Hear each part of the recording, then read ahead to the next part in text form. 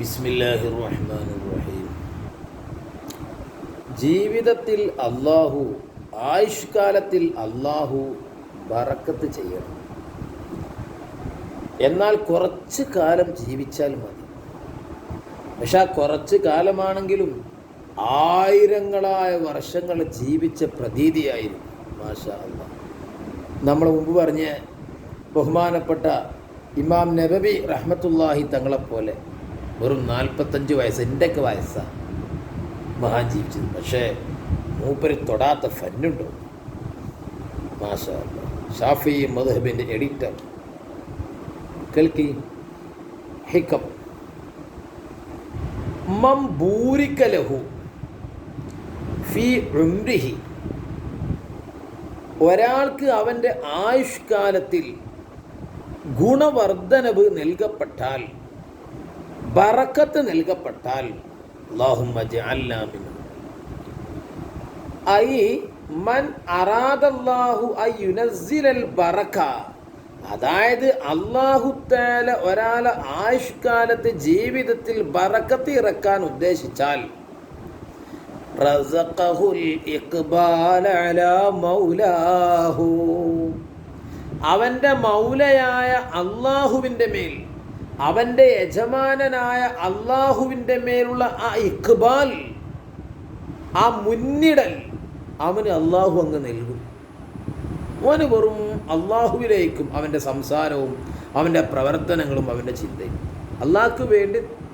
അള്ളാഹ്ക്ക് വേണ്ടി സ്നേഹിക്കുക, അള്ളാഹ്ക്ക് വേണ്ടി ക്രോധിക്കുക, ഈ ഒരു നിലയിലായിരുന്നു. അങ്ങനെ ആയ എന്താ ഉണ്ടാകാറ്? ഫഅദ്റക ഫീ യസീരിൻ മിനസ്സമനി മിൻ മിനനില്ലാഹി മാ ലാ യദ്ഖുലു തഹത ദവാഇരിൽ ഇബാറത്തി. മാഷാ അല്ലാഹ്. ഈ വ്യക്തി കുറച്ച് സമയത്ത് വാക്കുകൾക്കതീതമായി പറഞ്ഞു തീർക്കാൻ കഴിയാത്ത എത്ര നേട്ടങ്ങൾ കൊയ്തെടുക്കും. ആള് കുറച്ച് കാലം ജീവിച്ചിട്ടുള്ളൂ. ധാരാളം അധ്വാനിച്ചിട്ടുണ്ടാവും.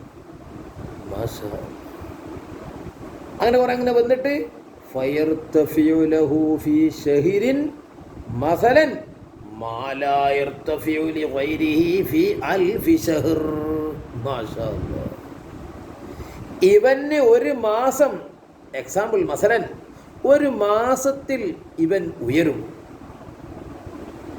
എത്ര അറിയോ? മാ ലാ യർതഫിഉ ലിഗൈരിഹി ഫീ അൽഫി ശഹർ. ഇവനല്ലാത്ത ആളുകൾക്ക്, ജീവിതത്തിൽ ബറക്കത്ത് ലഭിക്കാത്ത ആളുകൾ 1000 മാസം, 1000 മാസം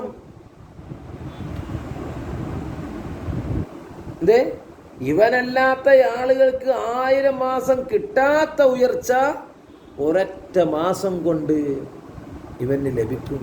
മാഷാ അല്ലാഹ്. ചുരുക്കി പറഞ്ഞാൽ എന്നും ലൈലത്തുൽ ഖദ്റാണ്. ആരിഫീങ്ങൾക്ക്, സൂഫിയാക്കൾക്ക്, ഞമ്മക്ക് വർഷത്തിൽ ഒരു പ്രാവശ്യം ലൈലത്തുൽ ഖദ്ർ അനുഭവിക്കാൻ കഴിയുക. ഇവർക്ക് എന്നും ലൈലത്തുൽ ഖദ്റാണ്.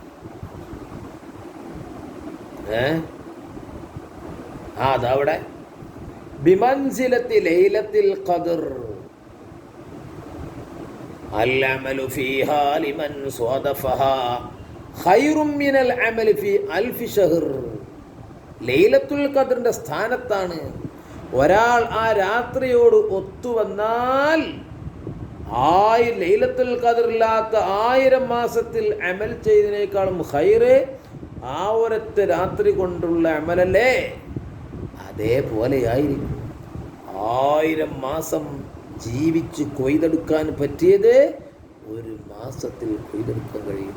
ഇതിനല്ലേ നമ്മൾ ദ്വാരക്കേണ്ടത്? ഇതിനല്ലേ നമ്മൾ അധ്വാനിക്കേണ്ടത്?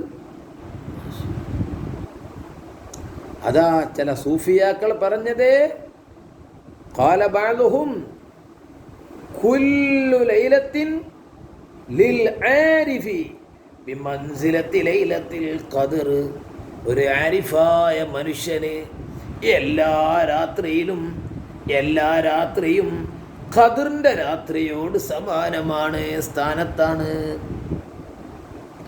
മാഷാ അല്ലാഹ്. എന്താ പത് നമ്മളീ ദുനിയാവിൻ്റെ പച്ചപ്പും കണ്ടിങ്ങനെ ജീവിക്കുക, കുറെ അധ്വാനിക്കാണ്ട് ഇവിടെ. ഇതാ വീണ്ടും പറയുന്നു, വക്കാന അബുൽ അബ്ബാസിൽ മുർസിയു മർസിയു, മഹാൻ പറയുന്നു, ഖദ്ദസല്ലാഹു സിർറഹുൽ അസീസ് യഖൂലു, ഇവർ പറയണേ, ഔഖാതുനാ കുല്ലുഹാ ലൈലത്തുൽ ഖദ്ർ, നമ്മളെ സമയങ്ങൾ മുഴുവനും ഖദറിൻ്റെ രാത്രിയാണ് പറഞ്ഞാൽ അത്രയും ക്വാളിറ്റിയാണ്. അള്ളാഹു ബറക്കത്ത് ചെയ്തിട്ടേ.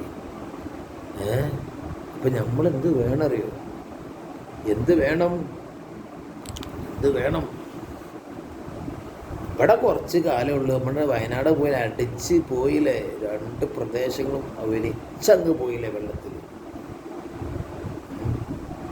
അധ്വാനിച്ചതും ഉണ്ടാക്കിയതൊക്കെ ഞൊടിയട കൊണ്ട് വലിയ വലിയ മുതലാളികൾ പൂര ഫക്കീറായി മാറി. എന്താ? അല്ല അടുക്കടക്ക് കാണിച്ചു തരണതേ, അതിന് വന്നുകൊണ്ടിരിക്കും. അല്ല കാക്കട്ടെ.